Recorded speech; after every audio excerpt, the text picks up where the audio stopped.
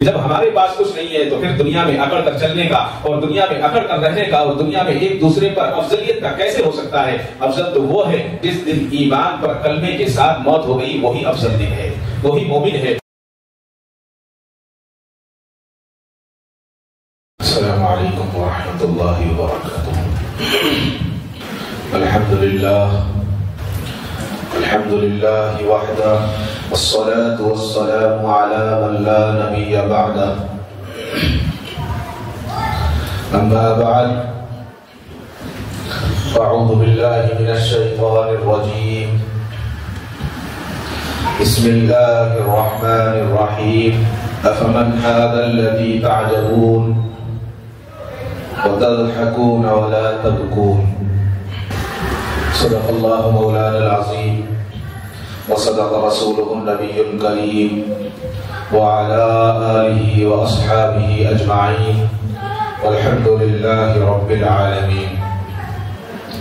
محترم حضرات، سورہ نجم کی 2 آیتیں میں نے آپ کے سامنے تلاوت کی ہیں، جس میں اللہ تعالیٰ نے ارشاد فرمایا ہے، بس کیا تم اس کلام سے تعجب کرتے ہو اور تم ہنستے ہو اور روتے نہیں ہو۔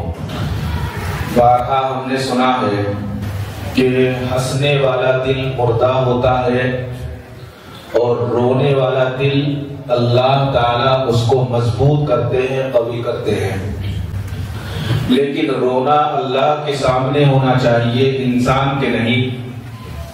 جو انسان کے سامنے روتا ہے وہ کمزور ہوتا ہے اور جو اللہ کے سامنے روتا ہے وہ مضبوط ہوتا ہے۔ اسی لیے بتایا گیا کہ عام لوگوں کے سامنے نہ رہو بلکہ مضبوط رہو اور اللہ کے سامنے روتے رہو، گڑ گڑاتے رہو تاکہ اللہ کی رحمت متوجہ رہے۔ بڑے بزرگوں کی کہاوت ہے کہ جو مرد روتا ہوا آپ سے کوئی فریاد کرے اس کی بات کو نہ سنو، اس لیے کہ وہ دغا باز ہے، دھوکے باز ہے، اور جو عورت غیر مرد سے، غیر محرم سے ہنستے ہوئے بات کرے وہ بھی غلط ہے۔ تو رونا اللہ کو بہت زیادہ پسند ہے، اور اللہ تعالیٰ نے اس آیت میں تعجب کا لفظ فرمایا ہے۔ کیا تعجب ہے کہ تم ہنستے ہو اور روتے نہیں ہو۔ آج ہمیں چھوٹی چھوٹی باتوں پر ڈر لگتا ہے، کوئی دشمن ذرا سی بات کر لے، کوئی ہم کو دھمکا دے، کوئی ہمیں آفیسر ڈرا دے تو ہم ڈر جاتے ہیں، لیکن اگر ڈر نہیں لگتا، اللہ معاف کرے، ہمیں جس سے ڈرنا چاہیے ہم اس سے ڈرتے نہیں ہیں۔ حضرت سیدنا عمر فاروق رضی اللہ تعالیٰ کتنے مضبوط تھے، جسم کے اعتبار سے، ایمان کے اعتبار سے، اعمال کے اعتبار سے۔ مسلمانوں کا سب سے بڑا بادشاہ امیر المومنین حضرت سیدنا عمر فاروق رضی اللہ تعالیٰ فرماتے ہیں کہ کاش میں اپنے گھر والوں کے لیے ایک مینڈھا یعنی ایک بکرا ہوتا اور میرے گھر والے مجھے اچھا چارہ کھلا کر موٹا کر دیتے، اور جب میں موٹا تازہ ہو جاتا، بکرا موٹا ہوتا ہے تو کیا کرتے ہیں، مہمانوں کے لیے کھانے کا نظم کیا جاتا ہے۔ تو سیدنا عمر فاروق فرماتے ہیں رضی اللہ تعالیٰ عنہ کہ جب میں موٹا ہوتا تو میرے گھر مہمان آتے اور مجھے ذبح کر دیا جاتا، اور ذبح کر کے کچھ حصے کا سالن پکا لیا جاتا اور کچھ حصے کو بھون کر مہمانوں کو کھلا دیتے، اور وہ مجھے پھر کھا کر اپنے بدن سے نکال دیتے، اور میں بشر انسان نہ ہوتا تو کتنا اچھا تھا، اس لیے کہ قیامت کے دن حساب دینا بڑا مشکل ہے۔ حضرت عبداللہ فرماتے ہیں حضرت عمر فاروق رضی اللہ تعالیٰ کے بیٹے کہ ایک مرتبہ ابا کا سر میری ران پر رکھا ہوا تھا، جس وقت وہ بیمار تھے، ابا کا سر میری ران پر رکھا ہوا ہے اور آپ مرض الموت میں، یعنی موت بالکل قریب ہے، ایسا لگتا ہے کہ اب جان نکلی، زخم گہرا تھا، خون جا چکا تھا۔ تو حضرت سیدنا عمر فاروق رضی اللہ تعالیٰ نے اپنے بیٹے سے کہا، میرا سر زمین پر رکھ دو، میرا سر زمین پر رکھ دو۔ بیٹے نے عرض کیا کہ ابا جان آپ کا سر میری ران پر رکھا ہوا ہے اس کی وجہ سے مجھے کوئی تکلیف اور کوئی پریشانی نہیں ہے، آپ پریشان نہ ہو، آپ اطمینان سے لیٹیں۔ لیکن سیدنا عمر فاروق رضی اللہ تعالیٰ نے فرمایا کہ نہیں، تم زمین پکڑ دو۔ چنانچہ حضرت عبداللہ بن عمر رضی اللہ تعالیٰ کہتے ہیں کہ میں نے ابا کے حکم پر ان کا سر زمین پر رکھ دیا، پھر ابا نے سرد آہ بھری اور کہا ہلاکت و تباہی ہے میری اور میری ماں کی اگر پروردگار نے مجھ پر رحم نہ فرمایا، اگر مجھ پر رحم نہ فرمایا تو میں کامیاب نہیں ہو سکتا، میں تو بالکل بیکار ہو جاؤں گا۔ یہ کون کہہ رہا ہے جس کے پاس 22 لاکھ مربع میل کا بادشاہ ہے، امیر المومنین، جس نے بڑی بڑی فتوحات حاصل کی اور جس نے اسلام کے لیے وہ کارنامے انجام دیے جس کے نقشے پر آج بھی دنیا کام کر رہی ہے۔ آج جو دنیا کی سرحدیں بنی ہوئی ہیں، جس کو ہم بارڈر کہتے ہیں، یہ سیدنا عمر فاروق رضی اللہ تعالیٰ نے بنایا۔ بہت لمبی تفصیل ہے، اگر ادھر جاؤں گا تو بہت لمبا ہو جائے گا۔ معاملہ یہ ہے کہ اصل تقویٰ ہے، علم اپنی جگہ، فتویٰ اپنی جگہ، تقویٰ اپنی جگہ۔ تقویٰ ایک ایسی چیز ہے کہ اگر چھوٹا سا بھی کام ہے، چھوٹی سی بھی بات ہے، اور انسان جب تقویٰ اختیار کر لیتا ہے تو اللہ تعالیٰ اس کی برکت سے تمام چیزیں عطا فرماتے ہیں، اور تقویٰ جو اختیار کرتا ہے انسان وہ صرف اللہ کے لیے کرتا ہے، کسی اور کے لیے نہیں کرتا۔ حضرت مولانا الیاس صاحب رحمت اللہ علیہ، کون نہیں جانتا حضرت کو، پوری دنیا میں حضرت کا نام ہے، نام بھی ہے اور کام بھی۔ حضرت کے تقوی کے بارے میں ایسا جب حضرت کی سیرت کو پڑھتے ہیں، حضرت کے سوانے کو پڑھتے ہیں، عجیب کیفیت ہو جاتی ہے، اور کہیں کہیں تو یقین نہیں ہوتا کیا انسان اتنا تقوی کر سکتا ہے، کیا انسان اتنا زیادہ سوچ سکتا ہے۔ لیکن ان لوگوں کی، بڑوں کی بہت بڑی سوچ تھی، ہم اور آپ اس کے قریب کو نہیں جا سکتے۔ حضرت مولانا الیاس صاحب رحمت اللہ علیہ اپنے ساتھیوں کے ساتھ حج پر تشریف لے جا رہے تھے۔ جب حج پر تشریف لے جا رہے تھے تو 2 جہاز جانے والے تھے اس زمانے میں، جو جہاز جس بندرگاہ سے حضرت جا رہے تھے۔ ایک جہاز نے اعلان کیا، حاجی نہیں آئے زیادہ، اس زمانے میں پیسے نہیں تھے، ایک نے اعلان کیا کہ ہم ایک طرف کا کرایہ 55 روپے لیں گے، 50 پر 5 روپے، اور دوسرے جہاز کا اعلان تھا 180 روپے کا۔ اب 180 روپے اور 50 پر 5 روپے میں تو بڑا فرق ہے۔ حضرت کے ساتھ لوگوں نے کہا کہ حضرت ہم بھی آپ کے ساتھ چلتے ہیں، آپ لے کر چلیں۔ حضرت نے کہا چلو۔ اب جب بندرگاہ پر پہنچے اور وہاں پر اس زمانے میں بھی انجیکشن لگایا جاتا تھا، انجیکشن لگانے کا جب لائن میں لگے، کافی لوگ حضرت کے ساتھ تھے، تو دیکھا حضرت نے کہ ایک نرس انجیکشن لگا رہی ہے، تو حضرت نے کہا کہ میں خاتون سے انجیکشن نہیں لگواؤں گا۔ اللہ اکبر، اجازت ہے، لیکن یہ حضرت کا تقویٰ تھا۔ کہا کہ حضرت یہ تو مجبوری ہے، لگوا سکتے ہیں، مسئلہ تو یہ ہے، فتویٰ یہ ہے کہ آپ جو ہے انجیکشن لے سکتے ہیں مجبوری کی حالت۔ حضرت نے کہا کہ میں اس جہاز پر ہی نہیں جاؤں گا، آج تک کسی غیر محرم نے مجھے ہاتھ نہیں لگایا، مجھے چھوا نہیں، تو میں کیسے لگوا سکتا ہوں؟ لوگوں نے کہا کہ حضرت ایسا کرو، انجیکشن لگوا لیجئے، اس لیے کہ اگر ہم نے اس میں انجیکشن نہیں لگایا تو دوسرے جہاز پر 180 روپے دینے پڑیں گے۔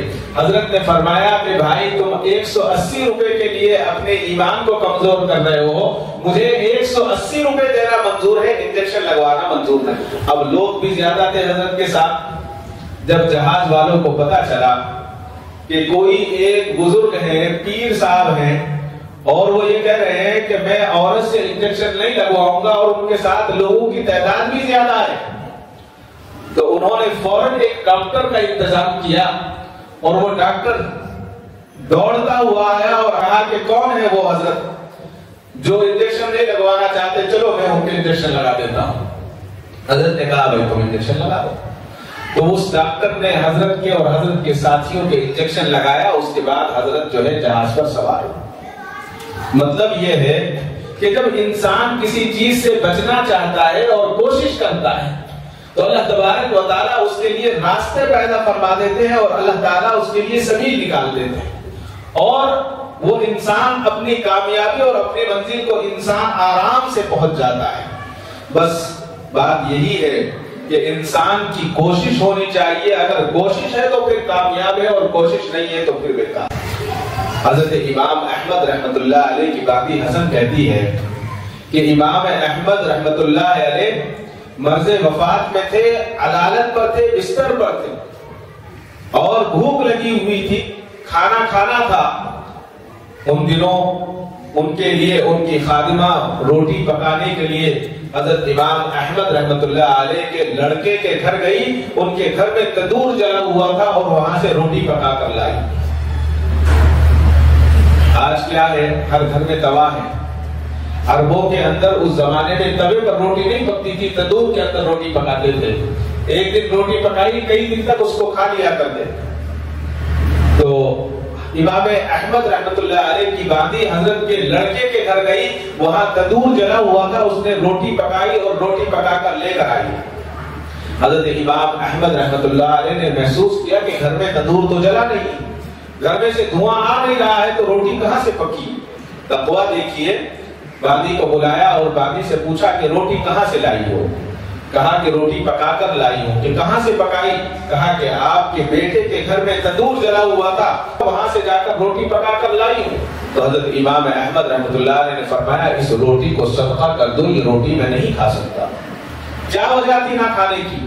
کوئی ناجائز کام نہیں کرتے تھے حضرت کے فرزند۔ حضرت کے فرزند حکومت کے ملازم تھے، حکومت کا کام کرتے تھے، تو حضرت کو یہ ڈر تھا کہیں میرے بیٹے کی کمائی میں کوئی مشتبہ مال نہ ہو، اس لیے اس کے گھر کے تندور کی پکی ہوئی روٹی بھی نہیں کھاتے تھے۔ اتنا بڑا تقویٰ، بھوک لگی ہے، مرض میں مبتلا ہے، آٹا اپنا ہے، پکانے والی اپنی ہے، لیکن اس کے باوجود بھی روٹی کھانا پسند نہیں کیا اور فاقہ کرنا پسند کر دیا۔ یہ تقویٰ تھا، یہی تقوی کی وجہ تھی کہ اللہ تبارک و تعالیٰ نے ان لوگوں کے دلوں میں اللہ کا خوف ایسا رکھا تھا کہ جو لوگ ان کی مجلسوں میں بیٹھ جایا کرتے تھے ان لوگوں کے دل بدل جایا کرتے تھے۔ اس لیے کہ جو بھی بات وہ کہا کرتے تھے اخلاص سے کہا کرتے تھے اور اپنے لیے نہیں کہتے تھے، وہ صرف اور صرف اللہ کی رضا کے لیے تھا۔ اس میں سب سے بڑی چیز یہ ہے کہ آدمی کو چاہیے کہ سب سے پہلے ایک دوسرے کا اکرام کرے۔ ہم لوگ جماعت میں جاتے ہیں، وہاں ہمیں بتایا جاتا ہے کہ اکرام مسلم ہمیں سکھاتے ہیں۔ جی ہمیں پتا ہے، گشت میں گئے، ہمیں پتا ہے کہ یہ نماز نہیں پڑھتا، ہمیں پتا ہے کہ اس کے اندر 100 برائیاں ہیں، لیکن ان 100 کی 100 برائیوں کو ایک طرف ڈال کر صرف یہ کہتے ہیں کہ اس کا نام محمد ہے، بہت اچھا آدمی ہے، یہ ہمارا پڑوسی ہے، بہت اچھا آدمی ہے۔ ہم جانتے ہیں صبح سے شام تک وہ گالی دیتا ہے، لیکن اس کے باوجود یہ اسلام نے سکھایا ہے، یہی اکرام مسلم ہے۔ اگر انسان کے اندر اکرام مسلم پیدا ہو جائے تو انسان کی انا ختم ہو جائے گی اور اس کے لیے سب کے سب جو ہے دوست بن جائیں گے، کوئی اس کا دشمن نہیں رہے گا۔ آج مدرسے والے مسجد والوں کو پسند نہیں کرتے، مسجد والے اسکول والوں کو پسند نہیں کرتے، جی اسکول والے دوسروں کو پسند نہیں کرتے، ایک دوسرے کو کوئی برداشت کرنے کے لیے تیار نہیں۔ لیکن ہمارے بزرگوں نے، ہمارے اکابرین نے یہ سکھایا ہے کہ کیا طریقہ ہوتا ہے۔ حضرت مولانا الیاس صاحب رحمت اللہ علیہ تبلیغی اجتماع تھا، ایک دن کا کھتولی تشریف لے گئے۔ کھتولی ایک جگہ ہے مظفر نگر سے پہلے، جب دلی سے جاتے ہیں راستے میں آتا ہے، بزرگوں کی جگہ ہے، خطہ ولی نام ہے اس کا، خطہ ولی، ولیوں کی جگہ۔ حضرت شاہ محدث دہلوی رحمت اللہ علیہ وہاں پیدا ہوا۔ تو حضرت مولانا الیاس صاحب رحمت اللہ علیہ جب وہاں تشریف لے گئے، ریلوے اسٹیشن پر پہنچے، اس زمانے میں ریل کا سفر بہت اچھا مانا جاتا تھا۔ جب اسٹیشن پر پہنچے تو کھتولی کے کچھ لوگوں نے سوچا کہ حضرت کا استقبال ہونا چاہیے۔ آج کل یہ وبا بھی بہت چلی ہے، پہلے نہیں تھی۔ آج کل جو ہے جتنی لمبی گاڑیاں ہوں گی، 10 گاڑیاں 15 گاڑیاں، مولانا اتنے خوش ہوتے ہیں۔ بہت بڑی وبا چلی ہے، اللہ حفاظت فرمائے ہم سب کی۔ تو حضرت مولانا الیاس صاحب رحمت اللہ علیہ جب اسٹیشن پہنچے تو وہاں پر ہاتھی لے کر پہنچے لوگ۔ وہ علاقہ ہمارا علاقہ ہے، وہاں پر جو ہے اس زمانے میں بہت لوگ ہاتھی پالا کرتے تھے گھروں میں، اور اس سے سواری کیا کرتے تھے، اس لیے کہ نواب لوگ بہت رہتے اس پورے علاقے میں۔ حضرت مولانا الیاس صاحب رحمت اللہ علیہ نے دیکھا کہ ہاتھی لے کر آئے۔ حضرت نے پوچھا یہ کیا ہے؟ کہا کہ حضرت ہمارا ایک یہ ارادہ ہے کہ آپ کو جلوس کی شکل میں ہاتھی پر بٹھا کر جلسے گاہ میں لے جائیں۔ حضرت نے فرمایا کہ اجازت نہیں دیتا اسلام، یہ نام و نمود کی اس کی ضرورت نہیں ہے، میں ہاتھی پر نہیں بیٹھ سکتا، اور حضرت نے منع فرما دیا، اور ہاتھی پر نہ بیٹھ کر حضرت نے دوسری جو عام سواری تھی اس کا انتخاب کیا، اور حضرت جلسے کا پہنچ گئے۔ جلسہ شروع ہونے ہی والا تھا یا شروع ہو گیا تو حضرت کو پتا لگا کہ آج کھتولی میں ایک جلسہ اور ہے، اور وہ جلسہ پہلے سے طے تھا۔ اس جلسے میں حضرت مولانا حسین احمد مدنی رحمت اللہ علیہ تشریف لا رہے ہیں۔ تو حضرت نے پوچھا کہ بھائی یہ جلسہ جب حضرت مدنی رحمت اللہ علیہ تشریف لا رہے ہیں تو یہ جلسہ کس نے رکھا؟ کہا کہ حضرت وہ تو کانگریس کا جلسہ ہے، عام جلسہ ہے، سیاسی جلسہ ہے، ہم نے سوچا کہ ایک جلسہ اسی دن ہم رکھ لیتے ہیں تاکہ لوگ زیادہ جمع ہو جائیں، آپ کا بیان سننے کے لیے لوگ زیادہ آئیں گے، وہاں کم جائیں گے لوگ۔ تو حضرت نے کہا کہ کتنی غلط بات ہے کہ جب پہلے سے جلسہ طے تھا تو آپ نے جلسہ کیوں منعقد کیا؟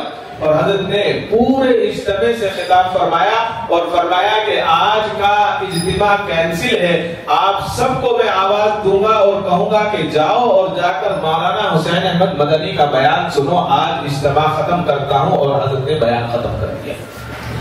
اللہ اکبر، ہزاروں کا مجمع۔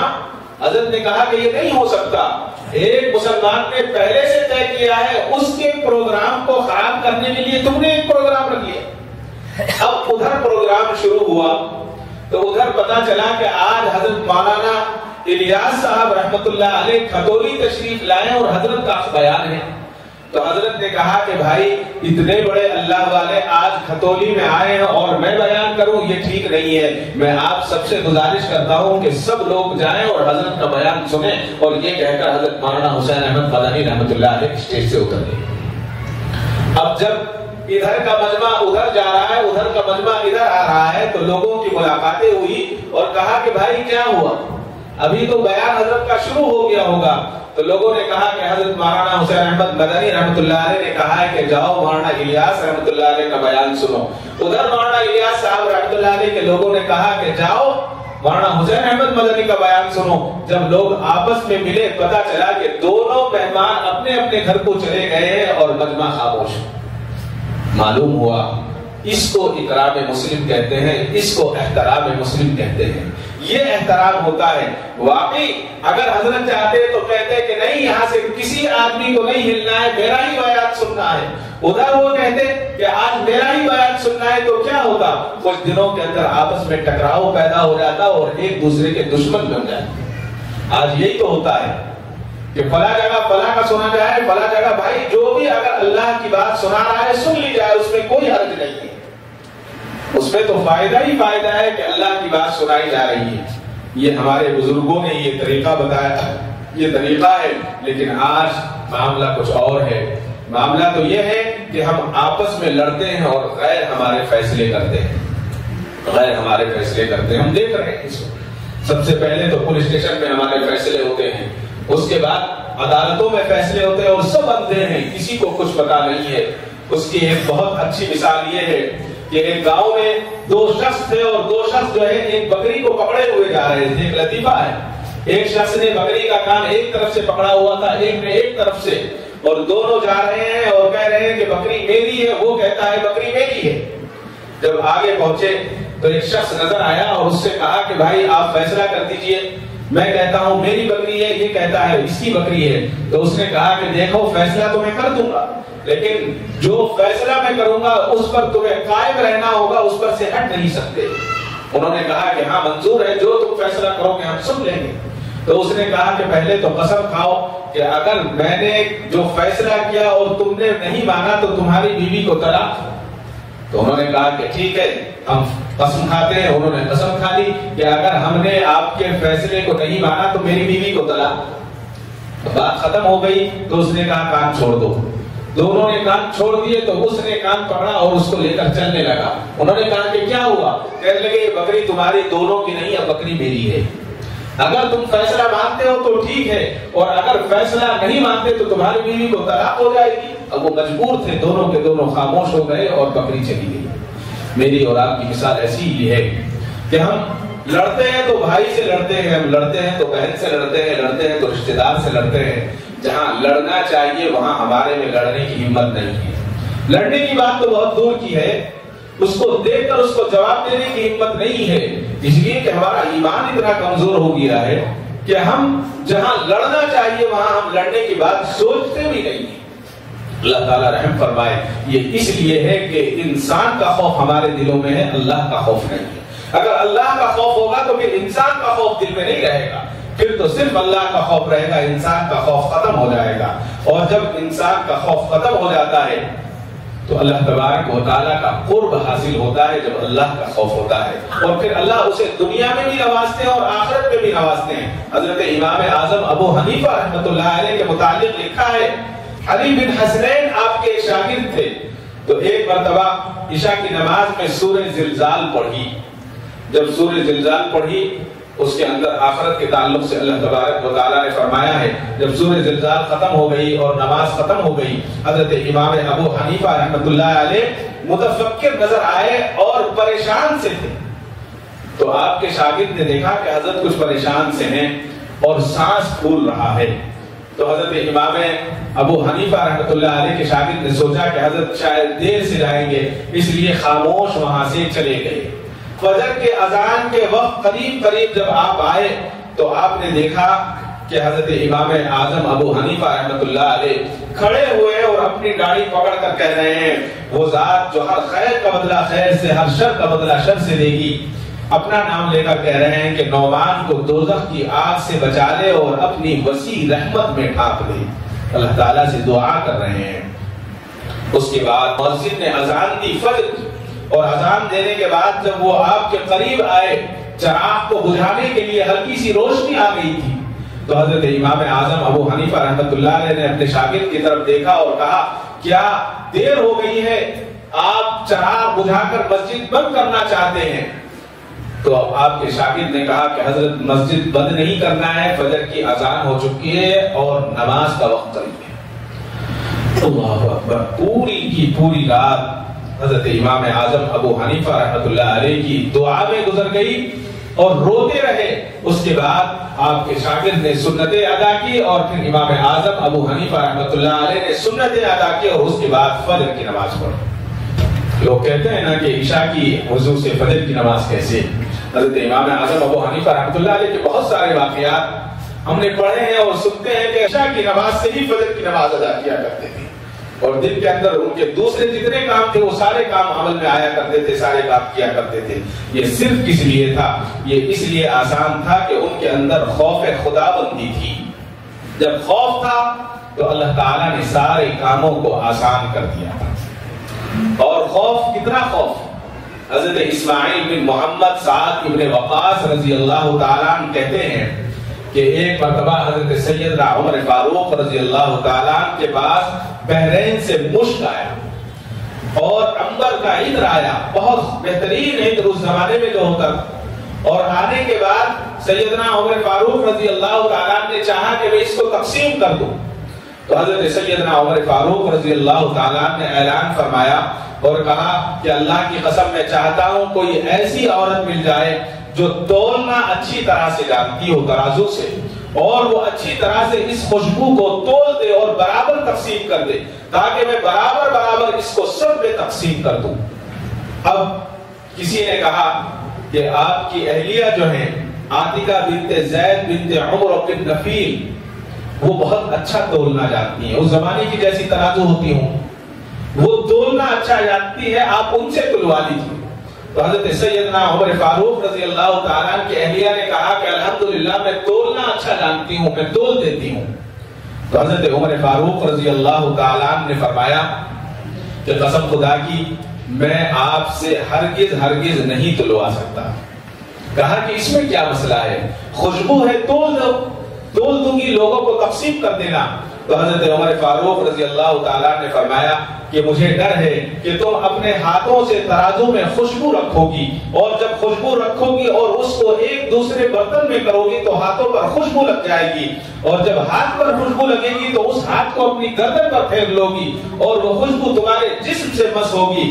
اور اس کے بعد فرمایا کہ مجھے ڈر ہے کہ کہیں لوگوں میں تقسیم کرتے کرتے یہ خوشبو تمہارے پاس زیادہ لگ جائے، تو مجھے یہ برداشت نہیں ہے کہ کل قیامت کے دن میں اللہ کے یہاں اس کا حساب دے سکوں۔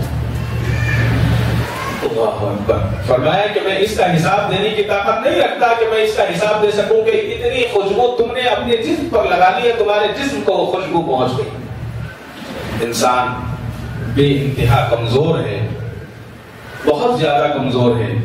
یہی چیز ہمیں بتائی گئی ہے اس اکرام مسلم کے اندر کہ اگر انسان ایک دوسرے کا اکرام کرنا سیکھ لے تو پھر یہ جھگڑے ختم ہو جائیں. انسان کتنا طاقتور ہے اور کتنا کمزور ہے.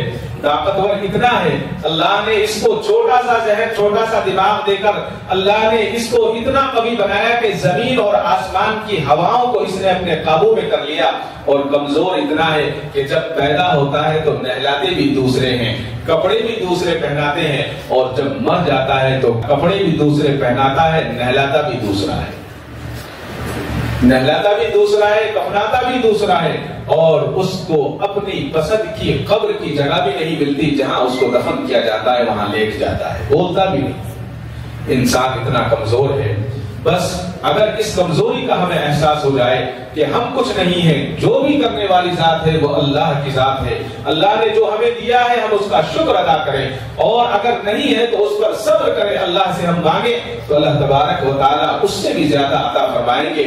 انسان بہت کمزور ہے. بس ہماری حیثیت یہی ہے کہ نہ ہم اپنی قبر دیکھ سکتے, نہ ہم اپنی قبر کو بغیر سہارے سے کھجا سکتے. اگر کھجانا بھی ہے تو کسی لکڑی کا سہارا چاہیے یا کسی اور چیز کا سہارا چاہیے. اتنی کمزور ہے, اور اتنا کمزور ہے کہ ہم اپنی آنکھ جس سے ساری دنیا کو دیکھتے ہیں, ہم اپنی آنکھ سے اپنی آنکھ کو نہیں دیکھ سکتے, ہم اپنی ناک کو نہیں دیکھ سکتے. جب تک آپ کے سامنے شیشہ نہ ہو تو معلوم ہوا کہ جب ہمارے پاس کچھ نہیں ہے تو پھر دنیا میں اکڑ کر چلنے کا, اور دنیا میں اکڑ کر رہنے کا, اور دنیا میں ایک دوسرے پر افضلیت کا کیسے ہو سکتا ہے. افضل تو وہ ہے, کسی بزرگ نے کہا ہے کہ جس دن ایمان پر کلمے کے ساتھ موت ہو گئی وہی افضل دن ہے, وہی مومن ہے. اللہ سے دعا فرمائے, خوف خداوندی عطا فرمائے. اسی کو قرآن کریم نے کہا ہے, افمن ھذا الحدیث تعجبون وتضحکون ولا تبکون, کہ کیا تم اس کلام سے تعجب کرتے ہو اور تم ہنستے ہو اور روتے نہیں ہو.